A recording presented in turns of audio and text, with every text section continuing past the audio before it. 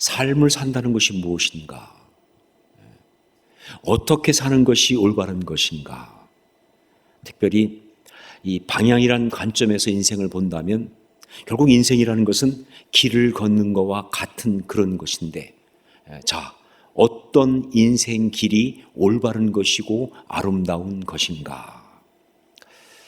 저의 삶을 인생길이라고 하는 관점에서 되돌아볼 때 저한테 정말 큰 영향을 준 가르침은요, 대학 시절 신과대학 가서 강의를 들으면서, 그러면서 그때 구약을 가르쳐 주셨던 박준서 교수님께 들었던 바로 그 이야기였어요.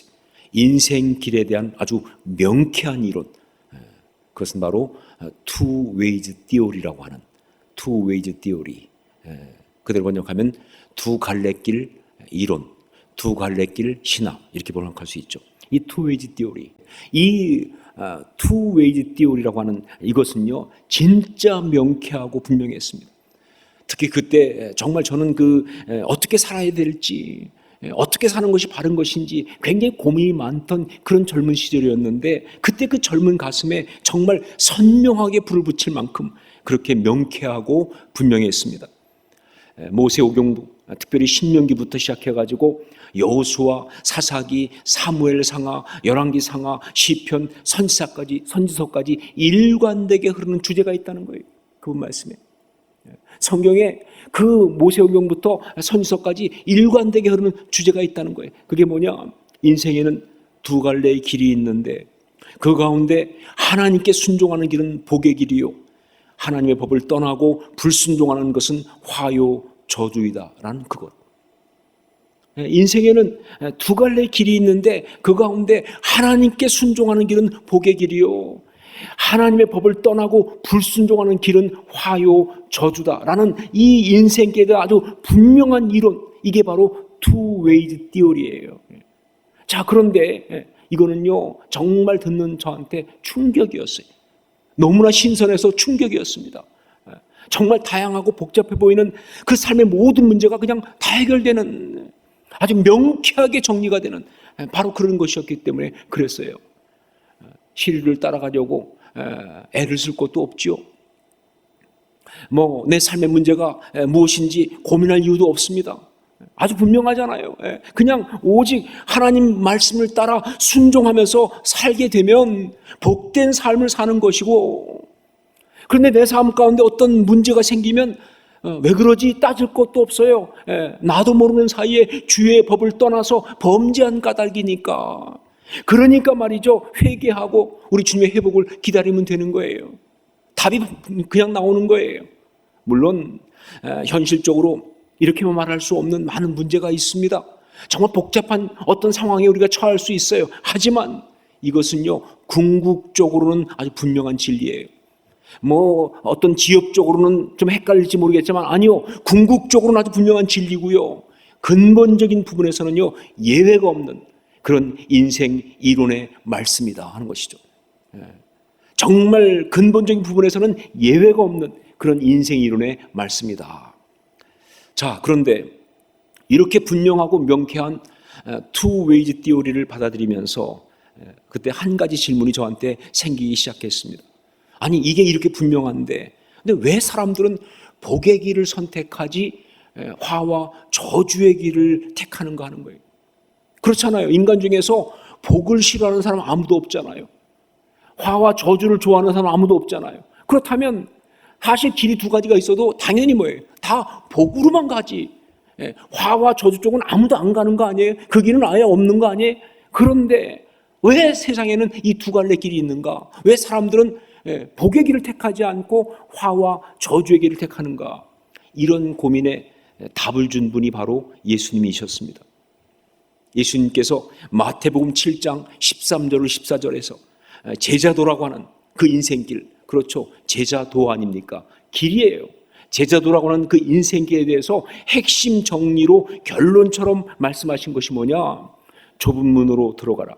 멸망으로 인도하는 문은 크고 그 길이 넓어 그리로 들어가는 자가 많고, 생명으로 인도하는 문은 좁고 길이 협착하여 찾는 자가 적음이라 라고 하신 바로 이 말씀, 이것이 바로 그 대답이에요.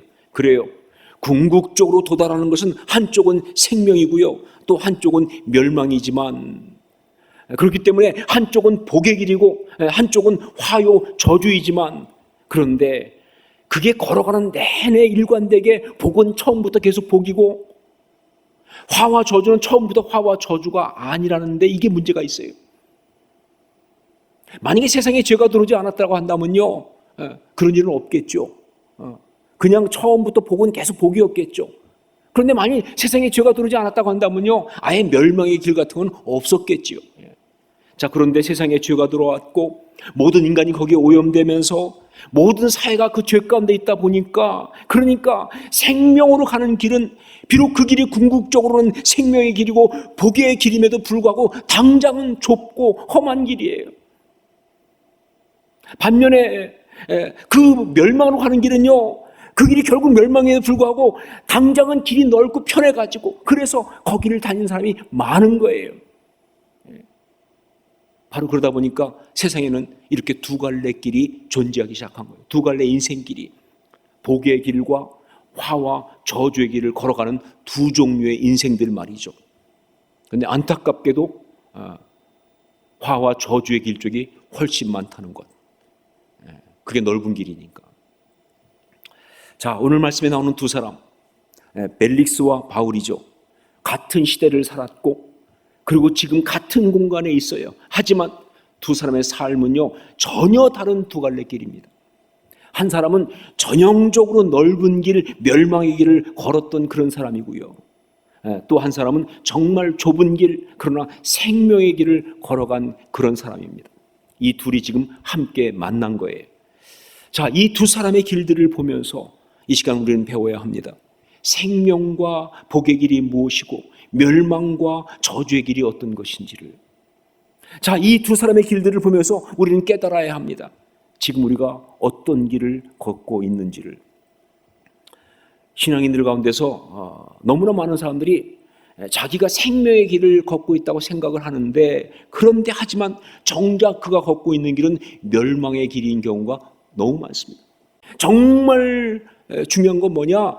신앙생활을 한다는 정도가 아니라 그 신앙으로서 그 길을 힘써 지키면서 정말 생명의 길, 그 좁은 길을 걸어가도록 정말 노력하고 결단하고 그렇게 가야 하는 것이 중요한 거예요. 신앙생활을 한다고 좁은 길이 아니라 진짜 그 길을 걸어야 그게 생명의 길인 것이다, 그 말입니다. 자, 이 벨릭스라는 인물, 영어식 발음으로는 펠릭스죠. 이름의 뜻이 뭐냐? 행복입니다. 예, 이름 그대로 그 사람은요, 정말 행복을 찾아 헤맨 사람이에요. 근데 사실 모든 사람이 다 그렇죠. 다 행복을 찾아 헤매잖아요. 행복하기 원하잖아요. 행복을 추구하잖아요. 그러니까 여러분, 행복을 추구했다고 해서 그게 넓은 길은 아니에요. 행복을 추구했다고 해서 그게 정말 어떤 그런 넓은 길, 어떤 세상의 길, 그거 아닌 거예요. 다만 방법이 문제예요. 행복을 추구하는 건 다 해야 돼요. 그런데 어떤 방법으로 행복을 추구하느냐, 바로 그거에 따라서 그 삶이 나눠질 수밖에 없는 거예요. 벨릭스, 이 사람 행복을 추구했습니다. 그런데 아주 세속적인 행복의 개념을 가지고, 그리고 세속적인 방법으로 그걸 추구한 거예요. 이게 문제예요. 왜냐하면요, 바로 이것이 넓은 문으로 들어가는 멸망과 저주의 삶을 살아가는 자들의 전형적인 모습이거든요. 리차드 폴스터라고 하는 분이 있습니다. 이 리차드 폴스터라는 분은 한국에서는 그 레노발의 운동, 이분이 그거 하거든요. 그것 때문에 이게 신비주의적 영성 운동을 추구한다는 면에서 좀 이단 시비도 있었고요, 많은 논란도 있었습니다. 하지만 제가 볼 때 이분은 이 시대의 교회와 성도들에게 영성이라는 면에서는 아주 많은 영향을 준 그런 분인 것은 분명합니다. 그분은 책을 가지고 참 많은 영향을 미쳤는데, 이분이 쓴 책 가운데 저한테 아주 많은 깨달음을 주었던 책이 하나 있는데, 그것이 바로 돈, 섹스, 권력이라고 하는 책입니다. 책 제목이에요. 돈, 섹스, 권력. 또 신기하게도 이 책을 번역한 분은 제가 청년 때 다니던 그때 그 교회 선배예요. 그래서 더 이 책이 더 저한테는 와닿았어요. 돈, 섹스, 권력. 너무나 명쾌하게 인간과 세속적인 삶의 본질을 이 세 단어, 돈과 섹스와 권력에다 다 집어넣었어요. 예, 인간의 어떤 그 세상적인 어떤 죄된 욕망, 추구, 그 세 가지를 아주 정확하게 드러낸 거예요. 여러분, 원래 이 돈과 섹스와 권력, 이건 잘못된 건 아닙니다. 이게 잘못된 게 아니에요. 만약에 이것이 바르게 추구되고 바르게 사용된다면요, 이건 생명의 길을 걸어가는 모습일 수 있는 거예요. 이걸 잘 보여준 사람이 바로 청교도들입니다. 여러분, 청교도, 퓨리탄들, 정말 신앙을 살려고 한 사람들이지만 이 사람들이 바로 이 돈과 섹스와 권력에 대한 답을 주고 있어요. 기록해 보니까 돈에 대한 그들의 대답은 근면이었습니다. 돈에 대한 그들의 대답은 근면이었어요. 섹스에 대한 그들의 대답은 성실이었습니다. 섹스에 대한 그들의 대답은 성실이었습니다. 부정하는 게 아니에요. 성실이었어요. 권력에 대한 그들의 대답은 질서였습니다. 권력에 대한 그들의 대답은 질서였습니다. 그러니까 열심히 일하고 땀 흘려서 돈을 벌어서 하나님의 나라를 위해 쓰고, 주님이 허락한 가정에서 부부 사이에 정절과 성실을 가지고 서로 사랑하며 살고, 주어진 힘을 질서에 따라 사용하고 순종하는 것이 바로 바른 길이다. 그게 신앙생활이라는 거예요. 생명을 가진 자가 이 땅 가운데 걸어가면서 보여주는 그런 모습이라는 것이죠. 자, 그런데 벨릭스의 경우는 아니었습니다. 권력과 섹스와 돈을 추구했는데 그 방법이 아주 세속적이었어요. 그래서 그의 경우는요, 결국 파괴적 권력, 그리고 무절제한 쾌락의 성, 그리고 욕망과 욕심의 돈이란 바로 그런 길을 걷는 것이 되고 만 것이죠. 구체적으로 본다면 권력부터 보겠습니다. 이 벨릭스는 원래 노예 출신입니다. 그런데 가진 수단 방법을 다 동원해서 노예에서 해방이 돼요. 그러면서 또 동일한 방법으로 출세하기 시작해가지고 나중에 그의 형인 팔라스는요, 로마 중앙에서 권력을 잡아요. 그리고 형의 권력을 힘입어서 자기는 유대 총독으로 온 거예요. 그 당시 유대 총독은요, 돈이 되는 자리였어요. 아주 짭짤한 자리였어요. 그래서 거기 온 거예요. 그는 계속적으로 힘 있는 자한테 아부하고요, 거기에 빌붙으면서 자기도 그 힘을 가지려고 애를 썼습니다. 그리고 그 힘을 갖다가 휘둘렀던 사람이에요. 그 힘을 유지하기 위해서 계속 로마 권력자들한테 아부하고 또 사람들한테 인기를 얻으려고 애를 썼던 거예요. 자, 오늘 말씀 보면요, 이런 그의 모습이 아주 잘 나타나고 있습니다. 그게 27절 말씀이에요. 27절 말씀을 함께 읽겠습니다. 같이 읽습니다. 이태가 지난 후 보르기오 베스도가 벨릭스의 소임을 이어받으니 벨릭스가 유대인의 마음을 얻고자 하여 바울을 구류하여 두니라. 그는요, 바울이 의롭고 바른 줄을 알지만, 그런데 그 사람이 잘못 없는 걸 알고 있어요. 하지만 유대인들이 원하지 않으니까 그들의 마음을 얻으려고, 그래야 또 로마로부터 총독으로서 좀 이렇게 인정받을 것 같으니까 그 권력 유지하려고 끝까지 풀어주질 않아요. 사람들의 마음을 얻기 위해서 권력지향적으로 살아간 그 모습을 그대로 보여준 것이다. 이게 벨릭스예요. 자, 두 번째는 섹스입니다. 그는요, 또한 달콤한 쾌락을 추구하며 살았습니다. 이 섹스라는 건 단지 그냥 성적인 것을 말하는 것이 아니라 쾌락지향적인 모든 걸 말하는 거예요. 우리 24절 말씀을 함께 읽도록 하겠습니다. 24절 같이 읽습니다. 수일 후에 벨릭스가 그 안에 유대 여자 두루실라와 함께 와서 바울을 불러 그리스도 예수 믿는 도를 듣거늘. 예, 벨릭스가 이제 바울을 만나러 왔는데 누구랑 같이 오느냐? 그 안에 유대 여자 두루실라와 함께 왔어요. 자, 그런데 그가 그 유대인 안에 두루실라를 얻게 된 그 이야기가, 그가 얼마나 쾌락지향적인 사람인지를 너무 잘 보여주고 있어요. 원래 이 두루실라는요, 헤롯의 딸입니다. 정확히 말하면 헤롯 아그리파 1세의 딸이에요. 대단한 미인이었다고 그래요. 자, 그런데 그 당시 그랬던 것처럼 정략 결혼으로 이 두루실라가 에메사 왕국의 아지주스 왕한테 시집을 갑니다. 그런데 그 에메사 왕국의 아지주스 왕은 결혼할 당시에 나이가 상당히 많았어요. 그러니까 늙은 왕과 젊은 왕비, 주로 영화의 소재가 될 만한 세팅이 시작된 거예요. 자, 그런데 그런 그 나라에 이제 벨릭스가 로마 총독으로 유대 지방에 와가지고는 주변 시리아 쪽에 있는 이 에메사 왕국까지도 이제 방문한 거예요. 그냥 방문하러 가는데, 왜냐면 그쪽 전체를 다 로마가 지배하고 있으니까 가가지고는 그만 거기서 왕의 젊은 왕비와 눈이 맞은 거예요. 뭐 그런 인간이니까. 그래가지고 그냥 딱 이 드루실라의 이 외모를 보고 그냥 확 거기 빠져가지고는, 그래서 결국은 아주스 왕으로부터 그 드루실라를 갖다가 빼앗아가지고 자기 부인을 삼은 그런 인물입니다. 욕망과 쾌락을 절제하지 못하고 살아가는 삶, 이것이 바로 벨릭스의 삶이었어요. 자, 세 번째는 돈입니다. 돈. 이 돈에 대한 추구는요, 어떤 것보다 강한 그의 욕망이었습니다. 여러분, 돈은 쓰라고 있는 것이지 소유하라고 있는 거 아니잖아요. 그럼에도 불구하고 그는요, 끝없이 돈을 모으고 싶어 했고, 그 돈을 소유하는 욕망에 중독된 사람이에요. 그러니까 그냥 돈이 있으면 좋은 거예요. 그냥 액수 상관없이 돈이면 다 좋은 거예요. 네, 그런 상황이었어요. 우리 26절 말씀을 함께 읽겠습니다. 26절 같이 읽습니다.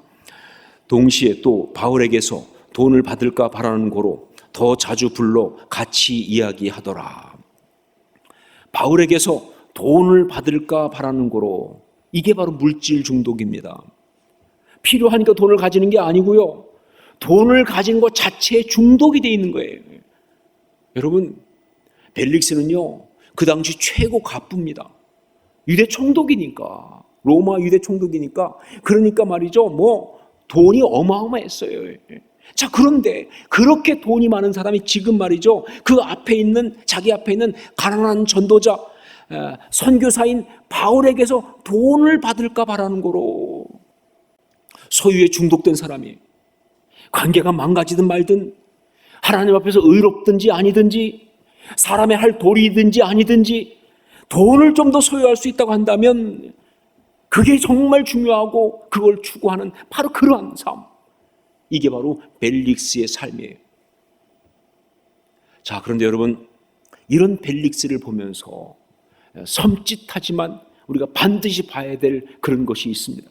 그것은요, 이런 그가 복음을 듣지 못해서, 복음을 알지 못해서 복음에 관심이 없어서 이렇게 산 것이 아니라는 사실이에요.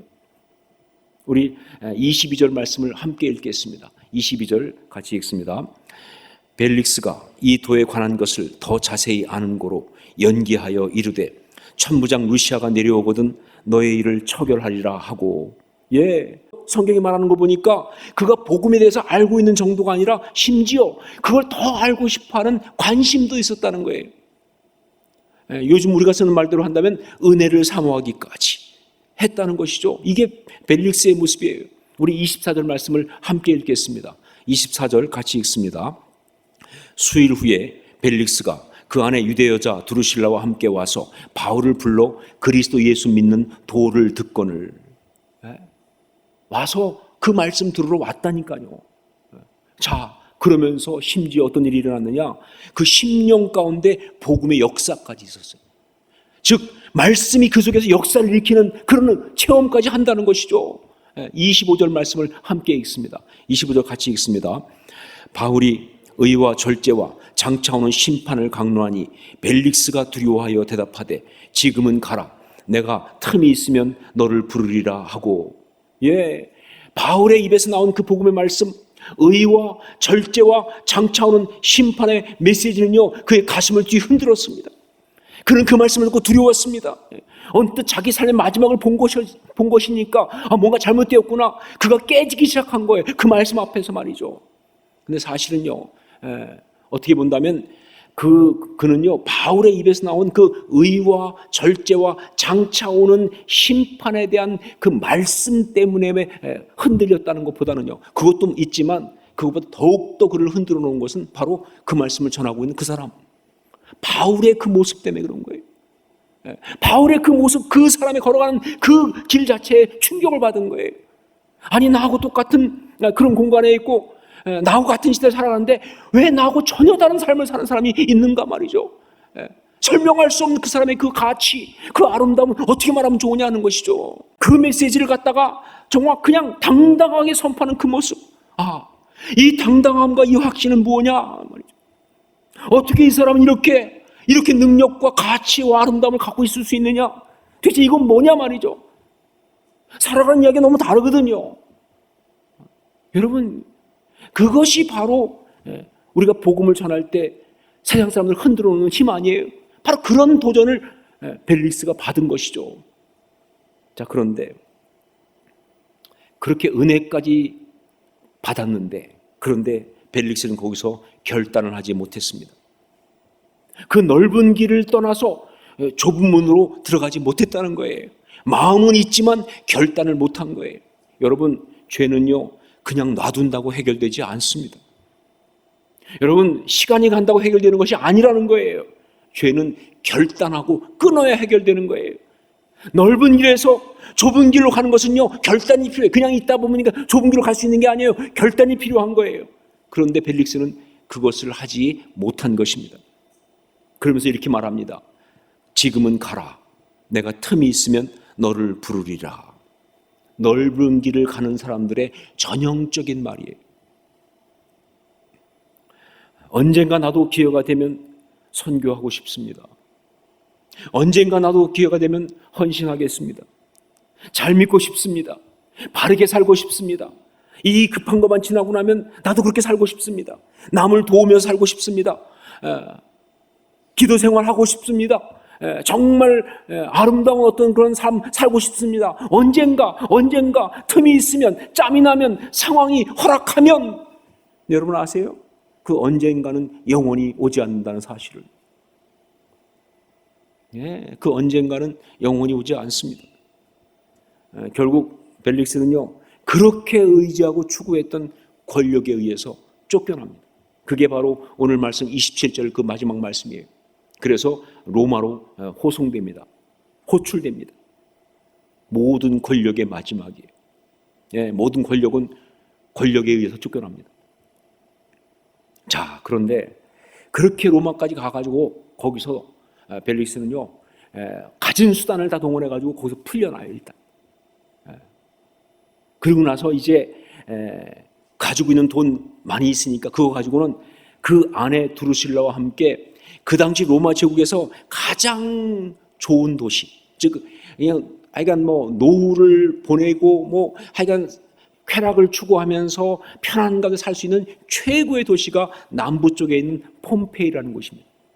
그 폼페이로 가요. 그러니까 폼페이는 그 당시 로마의 최고의 좋은 도시였어요. 아주 쾌락과 사치와 편안한 가운데 사는 어떤 그런 곳이에요. 그래서 여생을 편안하게 보내겠다고 끝까지 넓은 길을 선택한 것이죠. 자, 그런데 주후 79년 8월 24일 폼페이에서 수십 마일 떨어진 곳에 있었던 베스비우스 그 산에서 화산 폭발이 일어납니다. 그러면서 화산이 폭발하면서 어마어마한 화산재와 불이 바로 폼페이를 덮쳤어요. 한 명도 못 살아났어요. 다 죽었어요. 그 가스와 그 불과 그 화산재가. 그래서 폼페이가 나중에 발굴될 때 보면요, 밥 먹다 죽은 사람, 그 옆에 개도 한 마리 죽어 있고 다 그런 상황이에요. 그러니까 그냥 죽어버린 거예요. 그렇게 도시는 끝나버렸습니다. 벨릭스가 그때 거기 있었는지 정확하지는 않습니다. 그러나 모든 연대기나 기록으로 볼 때 거기 있었음이 확실합니다. 넓은 문, 넓은 길로 가는 그 마지막이 멸망이라는 것은 분명합니다. 사랑하는 여러분, 오늘 우리는요 전혀 다른 두 갈래 인생길을 걸어간 두 사람의 이야기를 들었습니다. 자, 여러분은 지금 어떤 길을 걷고 있습니까? 더 중요한 질문, 여러분은 어떤 인생길을 살고 싶으십니까? 기도하겠습니다.